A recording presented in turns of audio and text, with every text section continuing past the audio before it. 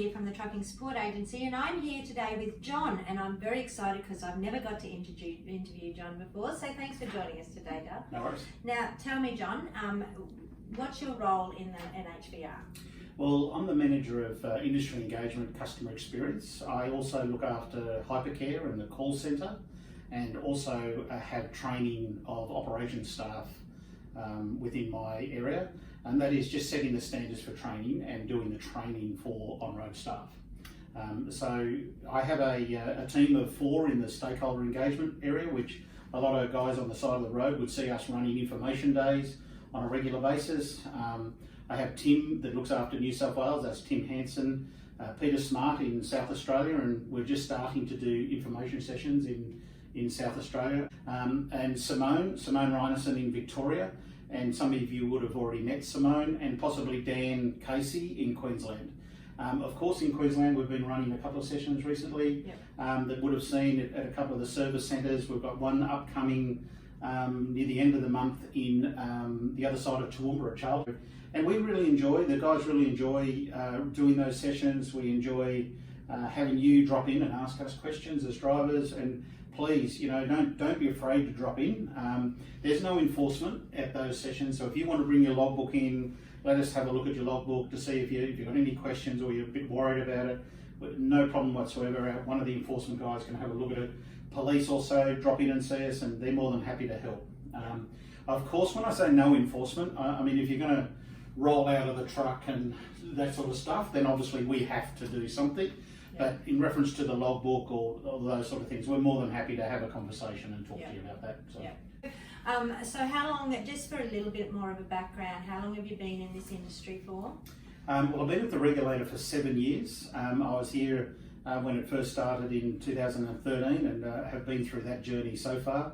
Prior to that, I was at the Victorian Transport Association, and prior to that I had 25 years in the military logistics in transport. Yeah. So you know what you're talking about? Well, yeah, well, you think you do? Well, I think I do, as people would say I wouldn't. But look, I've been around logistics for a long time. I understand the principles of logistics, understand where drivers are on the road for long hours of the day and have to abide by a whole range of laws and regulations, and that can become extremely difficult. I also understand that a lot of drivers get pushed, and that is where we need to get a really good understanding of why drivers are pushed. There is no reason why drivers should be pushed, and drivers need to have the ability to be able to say, no, I don't want to be pushed, and no, yes, I've got a job to do, but I need to do it safely, and I need to get there and get home to my family. And be able to make the choices of when they're tired, and they can pull up and sleep. And I think that's one, I think that our biggest gripe is that you guys don't understand our job, but with you guys being out and about on a regular basis like this, you guys are getting more of an understanding of what it is that we have to go through, and that's really important. I agree that a lot of people say to us, oh, you don't understand what it's like to be a driver. If I wanted to be a driver, I'd get out and be a driver. And I suppose the same would go coming back into the organisation. A lot of drivers don't understand about policy and policy development, and how we've got to abide by certain things in reference to policy development or rules and heavy vehicle national law requirements. But what I can say is my team, all of my team, are good listeners. And what I also will say is all of that information that you give us on the side of the road will come back into this organisation, and it actually gets written up as a report and gets sent up to the executive level of this organisation. Yeah. And I can also assure you that Sal is very, very aware of the information that comes from you on the side of the road, comes into this organisation, it sits at the executive level meetings, and he particularly asks questions around, well, what are we doing about that? Yeah. So I can say to you that anything you give us will come back into the organisation, we look at it, we try and ascertain why is that happening, and then we will either address that directly with some people that may be causing that, or we'll look at that in our policy development or try and understand why that happens. Yeah. In a lot of cases during the recent COVID pandemic, in reference to drivers not being allowed toilet stops in distribution centres, I know that my team rang a lot of those distribution centres and said, how come you're not allowing this to happen? Yeah. And a lot of the time they didn't know. The decision was made further down the chain. They didn't realise that was happening, and then measures were put in place for that to be fixed. Yeah. And I think that one thing that we actually have to understand is that, you know, in our world, sometimes when we make a decision, we make it happen ASAP, but in the political world and in the bureaucracy world, it can't happen that quickly. So we do have to go through the red tape, so to speak, and we just have to take some time with that and be a bit patient. Yeah, look, one of my greatest frustrations, I suppose, and I know it's a frustration for drivers and operators and in the industry, is things don't happen overnight. No. And I wish they could. I wish if we could see something out on the road, comes back in here, people get together, they make a change in policy, and it happens.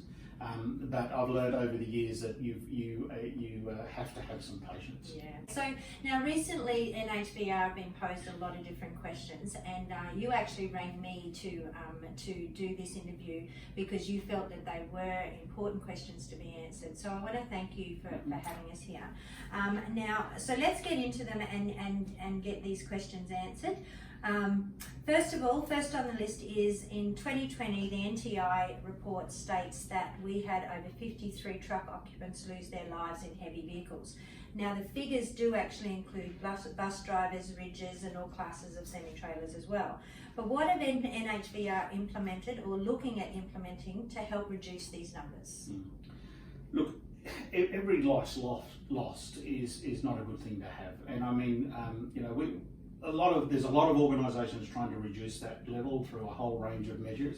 A lot of the drivers out there would see that we've you know, had chain of responsibility roll out. The change of laws around COR is trying to reduce and create a safety environment for drivers. Safety management system rollout within businesses. You know, for large organisations and small organisations to have some type of safety management system within their organisation is good. You know, accreditation schemes is also another method of where we can, those that are involved in accreditation tend not to have that many incidents because they have got safety measures in place, checks and balances that they have to abide by. Technology, you would have heard just recently we did the rollout of, or the recent rollout of EWDs. Yep. So using technology to help with safety is another way that we're trying to reduce that on the road. PBS, performance-based standards, is another way of having checks and balances on trucks to ensure that we embed good technology. That technology is then got some systems behind it. Those systems are audited, and that way we can hopefully apply a safer method on the road. Yeah. But I suppose at the end of the day, Kylie, you know, all the trucks are controlled by a human being. You know, we haven't got it yet where we've got total technology that can run transport. No. And drivers have to be able to be given that ability to, if they are tired, if they feel unsafe or something has happened, they have to be able to say, no, I don't want to do that now because I'm tired. Yeah. And if I go any further, I'm going to have an accident. Yeah. And operators and businesses need to have a system in place to address that.